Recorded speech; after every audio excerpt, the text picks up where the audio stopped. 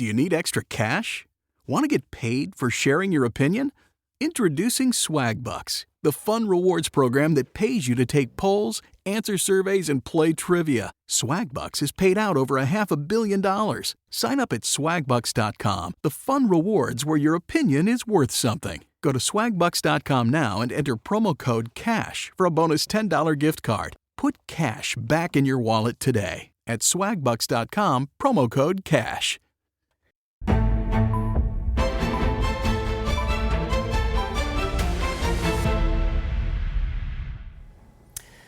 Baik, kerajaan akan semak semula unjuran KDNK 2021 dan kita akan bersama dengan Dato' Dr. Madeline Burma, Penganalisis Ekonomi dan Profesor Kehormat UNIMAS untuk kita bincangkan bersama-sama. Pertama sekali, Doktor, kita nak lihat apa unjuran realistik untuk KDNK 2021? Apa anggaran yang mungkin kita boleh terima untuk setakat ini? Terima kasih Fizi. Tadi saya sempat mendengar Prof Emeritus Zakaria memberi pandangan. So saya juga tidak jauh dari segi cara saya melihat juga Memang kita tidak boleh nafikan kalau kita lihat tahun lepas Bank Dunia menganggarkan membuat unjuran kita akan ekonomi kita bertumbuh 6.5%. Lepas tu IMF dua agensi antarabangsa ni memberi unjuran KDNK bertumbuh sekitar 7%. Tapi awal tahun ini kita melihat pertumbuhan ekonomi kita agak perlahan dan juga kita melihat juga bagaimana data ekspor dan sebagainya.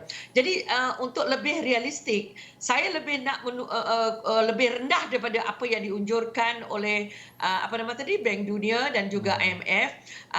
Saya lebih nak melihat, saya rasa sekitar 5% tu bagi saya agak realistik lah Sebab ada juga yang mengunjurkan 4%. Bagi saya itu agak terlalu rendah juga So kenapa saya berkata demikian Ada beberapa perkara mengapa seperti yang dikatakan berlakunya penyusutan dari segi unjuran ini ialah satu, memang kita lihat MCO 3.0 ini secara tak langsung ataupun secara langsung, bukan tak langsung sebenarnya, meninggalkan kesan impak terhadap ekonomi kita. Walaupun tidak seberat MCO tahun lepas 1.0, tapi memang dalam 2 minggu yang waktu ekonomi kita dikatakan lockdown, walaupun bukan full lockdown tetapi memang ia akan meninggalkan kesan. Itu dulu Hafizi. Memang saya lebih melihat sekitar 5.3 5.4 gitulah bagi saya peratusannya. Dan bagaimana Datuk rasakan strategi baharu yang mungkin kita lihat? Kita lihat banyak program-program dilaksanakan oleh kerajaan untuk memastikan bahawa ekonomi itu seimbang, fokus kepada gig ekonomi, fokus kepada pendigitalan dalam kalangan PKS dan sebagainya. Tapi bagaimana kita mahu pastikan bahawa kesemua program-program ini sebenarnya bukan hanya tertumpu kepada kawasan-kawasan di sekitar bandar, bukan sekadar di kota raya saja. Kita nak lihat juga program-program seperti ini dilihat di kampung-kampung, di kawasan pemerkasaan orang ramai terhadap program-program dilaksanakan ini untuk membantu ekonomi negara ketika bagi pastikan bahawa mereka ini, orang kata ketika krisis, mereka ini kalis krisis itu sendiri. Betul. Saya suka perkataan itu, kalis krisis. Kami dulu kalau mengajar ekonomi itu, inilah antara perkara-perkara ataupun ungkapan-ungkapan yang digunakan. Resilience, itu daya tahan. Dan lepas tu kita sekarang sejak kebelakangan ni, istilah daya tahan ini sangat penting. Resilient economy. Ataupun ekonomi yang bersifat lestari, sustainable. Baik. Kalau kita lihat sekitar ini kita sudah ada 7 yang kita dengar, yang 7 program ataupun langkah yang telah diperkenalkan oleh kerajaan, bermula dengan prihatin 250 bilion sehingga yang terakhir permekasa tambahan saya congak lebih sekitar 380 bilion yang diperuntukkan oleh kerajaan untuk menangani, bukan menyelesaikan, memang sukar untuk menyelesaikan COVID ni, tapi untuk sebaik boleh meringankan beban Jadi tanggungjawab ialah kita sebagai rakyat, termasuk diri saya, ialah untuk memanfaatkan segala bentuk langkah dan program yang telah dilaksanakan. tidak boleh kita nafikan bahawa pandemik COVID ini telah mendedahkan tentang wujudnya ketidaksenjangan, ketidakseimbangan dalam ekonomi dan juga akses kepada peluang di negara kita. Tadi ada disebut bahawa memang banyak bantuan telah diberikan, bukan saja dalam bentuk kewangan, macam contoh upskilling, retooling, atas talian bantuan cash dan sebagainya. Memang banyak yang telah diberikan, tetapi kita lihat dari segi akses kepada bantuan tersebut, termasuk juga kalau kita tengok vaksinasi kita, ramai yang komplain tentang kelewatan dan sebagainya. Tetapi dia dua perkara yang perlu kita lihat. Satu ialah memang supply dan yang kedua ialah logistik. Kita lihat saja di Sabah dan Sarawak dan juga di Semenanjung Malaysia. Kami di Sabah dan Sarawak itu kita melihat sejak berlakunya COVID ini, kita sedar wujudnya kesenjangan dari segi akses kepada internet, kepada gadget. Sebutlah gig ekonomi. Ramai yang mengatakan bahawa gig ekonomi ini membuka peluang. Ia hanya membuka peluang kepada mereka yang mempunyai aset, yang mempunyai gadget, yang mempunyai akses kepada internet.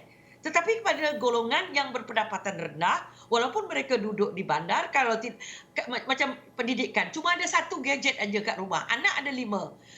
Ayah nak guna, ibu nak guna, anak nak guna. So, jadi ini menunjukkan kepada kita selepas post-COVID ini bahawa perkara digital divide ini, bahawa ketidakseimbangan dari segi digital ini perlu kita tangani dengan secepat mungkin, seperti yang saya dengar panelis-panelis lain yang mengatakan. Dia bukan lagi ketidakseimbangan dari segi pendapatan saja yang perlu kita bincang, tetapi dari segi akses kepada maklumat, akses kepada peluang, akses kepada informasi. Macam saya bagi last contoh saya bagi kami di luar bandar di Sarawak. Nak ambil vaksinasi yang terdekat, yang terdekat ialah klinik yang terdekat. Ada tu terpaksa naik bot sampai 3-4 jam untuk mendapatkan mendapat kebenaran daripada pihak polis. Sedangkan dokumen-dokumen itu perlu 2 salinan, Xerox, perlu dapat dokumen itu dapat di police station. Tapi dia nak pergi police station ataupun polis itu memerlukan masa. Jadi banyak perkara-perkara yang perlu kita fikirkan, tetapi perkara ini sebenarnya sudah ditambah baik, tetapi kita nak juga penambahbaikan yang lebih selepas ini. So walaupun kita ni berhadapan dengan situasi sebegini, tetapi kita sebagai rakyat, tidak hanya harus melihat kelemahan saja, tetapi tujuan kita ialah untuk memberi cadangan yang lebih positif ke arah penambahbaikan dalam sistem yang sedia ada. Dan Datuk, kita juga ingin melihat kepada perkara yang Datuk sebutkan, upskilling, reskilling. Sekarang ini program-program tersebut dijalankan dengan giat sekali. Tapi kita juga nak tahu adakah upskilling, reskilling ini bagaimana pastikan bahawa majikan dan juga pekerja itu sendiri faham akan program upskilling, reskilling. COVID-19 ini mendedahkan kita, menyedarkan kita bahawa satu skill saja tak cukup. Kita juga perlu ada skill-skill lain. Bagaimana kita nak memperkasa program upskilling, reskilling ini? Adakah belanjawan seterusnya dimasukkan ataupun diwajibkan program ini untuk diperkasakan atau bagaimana kita lihat perkara ini, Datuk? Bagus, terima kasih sebab ini satu perkara yang sangat saya rasa perlu diberi perhatian. Tadi kita mendengar tentang isu pengangguran, unemployment, iaitu orang yang mencari kerja tak ada kerja.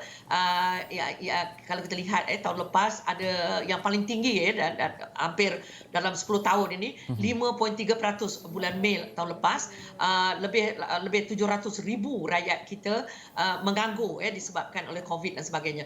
Dan sekarang kita lihat pengangguran berlega di sekitar 4.7-4.8%.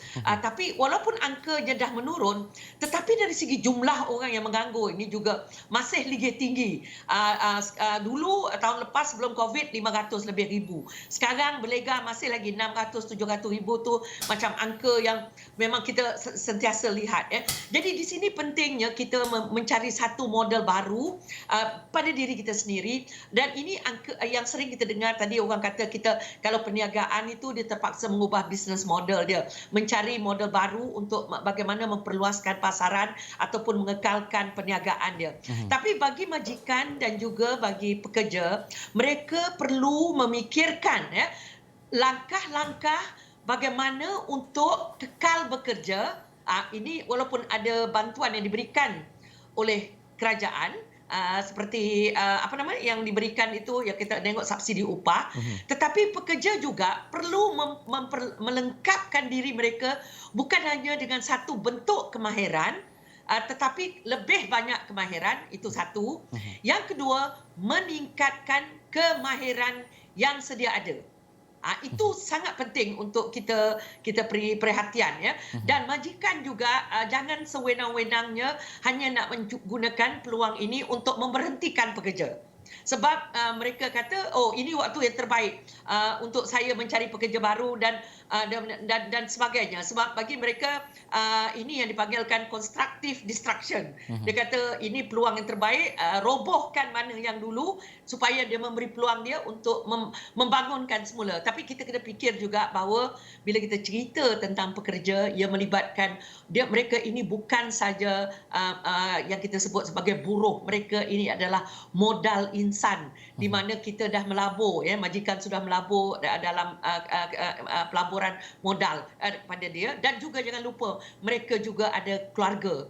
Jadi bila kita buang satu orang pekerja, ada 5, 6 nyawa yang kita perlu ingat, yang perlu kita fikirkan, ya. So jadi berikan mereka peluang, wajibkan. Kalau saya memang saya suka tu istilah, kalau boleh selepas majikan diwajibkan mungkin dari segi HRDF fund tu mereka boleh gunakan, di mana kita wajibkan khususnya majikan-majikan mengikut saiz syarikat lah, ya, syarikat kecil, sederhana dan yang besar tu, mengikut kadar yang keperluan mereka. Tak boleh samalah, tapi maknanya syarikat-syarikat besar juga perlu memainkan peranan yang penting. Begitu juga syarikat-syarikat yang kecil dan sederhana. Ya, terima kasih. Dan Datuk, kita sebenarnya tak banyak masa, tapi saya tetap nak tanyakan, di era pandemik ini kita banyak program bantuan-bantuan diberikan, tapi kita nak lihat kepada bantuan yang bukan one off.